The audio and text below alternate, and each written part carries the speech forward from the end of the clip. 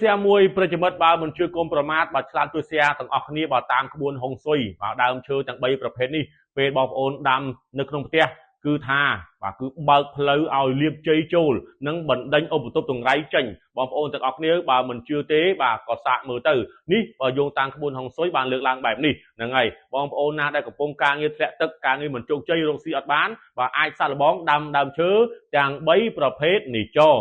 ដើមឈើតែងតែផ្ដល់នូវអត្ថប្រយោជន៍យ៉ាងអស្ចារ្យមកដល់ការរស់នៅជាប្រចាំថ្ងៃរបស់យើងវាបានផ្ដល់ឲ្យមនុស្សយើងនូវភាពសំខាន់ចំនួន2យ៉ាងគឺអាហារនិងអុកស៊ីហ្សែនរួមទាំងតម្រូវការចាំបាច់ជាច្រើនប្រភេទផ្សេងទៀតដូចជាទីជម្រកថ្នាំនិងធ្វើជាឧបករណ៍ប្រើប្រាស់ជាប្រចាំថ្ងៃជាដើ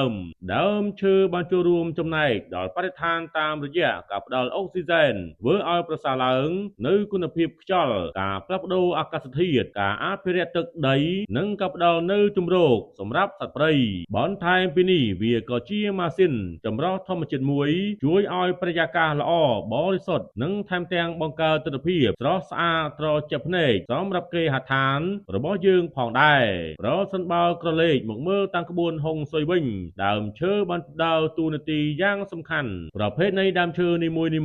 មានឥទ្ធិពលជាពិសេសដល់ព្រេងសំណាងនាំលៀបបណ្ដេញនៅឧបទ្រពចង្រៃផ្សេងសម្រាប់ក្រុមគ្រួសាររបស់យើងពោលគឺតាំងពីបុរាណមកគេតែងចាត់ទុកដើមឈើ3ប្រភេទជាទេវតារក្សាខ្លោងទ្វីអាចបណ្ដេញអស់ភាពសោយនិងឧបទ្រពចង្រៃនាំមកនៅភាពរុងរឿងសំណាងល្អបានដើមឈើទាំង3ប្រភេទនោះមានដូចជាទី1ដើមស្លាមានរាងត្រង់ខ្សែស្លឹកនៅលើខ្ពស់ដើមស្លាកម្រជ្រុះស្លឹកណាដើមមួយរយៈពេលនិងចាប់ផ្ដើមចេញផ្លែនេះគឺជាលក្ខណៈពិសេសរបស់ដើមស្លាធ្វើឲ្យវាក្លាយជាទេវតារក្សាទ្រព្យមួយដ៏អស្ចារ្យក្នុងទស្សនៈរបស់ហុងស៊ុយនិងក្នុងបណ្ដាផ្នត់គំនិតនៃអ្នកអភិជនទាំងឡាយដែលដាំនៅក្នុងរមណីយដ្ឋានឬផ្ទះសំណាក់របស់ពួកគេផងដែរវានឹងជួយបណ្ដេញរឿងមិនល្អនិងនាំមកនូវភាពចម្រុងចម្រើនសុខសាន្តដល់ក្រុមគ្រួសារទាំងមូលទី2ដើមឫស្សីជានិមិត្តរូបរបស់ភាពអាយុវែងភាពសាមគ្គីភាពនិងភាពរឹងមាំទោះបីអាកាសធាតុបោកបក់យ៉ាងណាក៏ដោយក៏ដើមឫស្សីនៅតែដុះយ៉ាងសុខទ្រព្យរីកចម្រើនបានយ៉ាងល្អនិងមានជីវិតខ្លាំងក្លាផងដែរ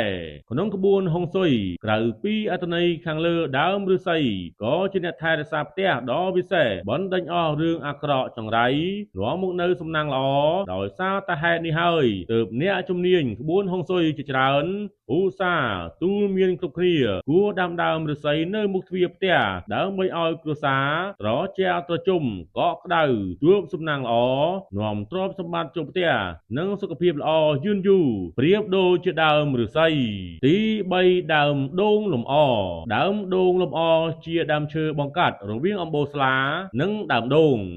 ងលំអងាយដាំស្លឹកជារបាំងរកភ្នូលអាក្រក់ឧបទ្រពចង្រៃលើពីនេះគេនៅជឿជាក់ថាដើមដូងលំអនៅអាចទាក់ទាញសំណាងល្អ